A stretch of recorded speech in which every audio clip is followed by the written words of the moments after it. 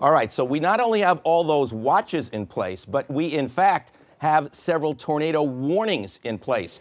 And this extends from just south of Raleigh, North Carolina, all the way up to just south of Charlottesville, Virginia. And remember, that threat will continue to extend northward. This is the most severe line of storms right in here that's coming in that's caused those warnings to pop up. Now, for us, later tonight into very early tomorrow, the chances of getting heavy rain and downpours very high. The chance of getting gusty to strong or damaging winds are high.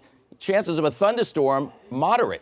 Coastal flooding is low, but there may be a little bit along south-facing coastal areas on the southern New England coast at the time of high tide tomorrow morning. Now, this is CityCam. Look at the fog that's around Boston. The temperature in Boston is only 39, and the wind is light out of the north at 7 miles an hour. Where the wind is light out of the north, we've got the low clouds, fog, drizzle, or rain, and that's the way it is. Until you get near the south coast, winds are out of the south. They've shifted now in New Bedford. The temperature spikes up when that happens. So while it's in the 30s to around 40 locally, as soon as we get to New Bedford and the Cape, it's now in the 50s. That warmer air will work its way northward, but until that warm front gets here, a lot of fog around the area and poor visibility. Worcester County, only a quarter mile at Worcester and a half mile in Boston. Top of that, the temperature's only been sitting around 32 in places like Worcester Airport, Jaffrey, New Hampshire, so up around 1,000 or 1,500 feet. There's still a little borderline icing going on, and the winter weather advisory continues until 7 o'clock tonight.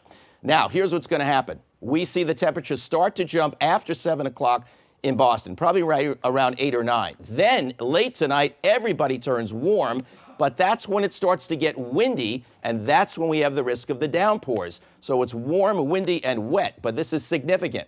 So if you look at our winds around 7 o'clock tonight, nothing to speak of in Boston, but now they've picked up where the warm air is moving in, and as the warm air comes up, the southerly winds gust. Remember, this may be overdone a little, but the idea is there. We have a wind advisory in place, and when we get those heavy downpours, that's when the heaviest gusts will likely take place. So we have showers mostly across central and western New England, but again, you see some of these downpours farther to the south and west, and they'll all work their way into our region as what's left of that severe weather works up as downpours here. Mostly just west and north of Boston till we get later tonight, then some of those downpours make it to eastern New England. The threat continues into the morning commute tomorrow, then ends after 8 o'clock on the Cape, and after that we'll see some weather improvement. But as we check out the next 7 days, look at the temperatures early tomorrow in the 50s, and will only cool to around 50 tomorrow. It'll still be quite windy. The storms will end during that commute from west to east. Then it turns much colder and windy. Friday night, early Saturday is cold,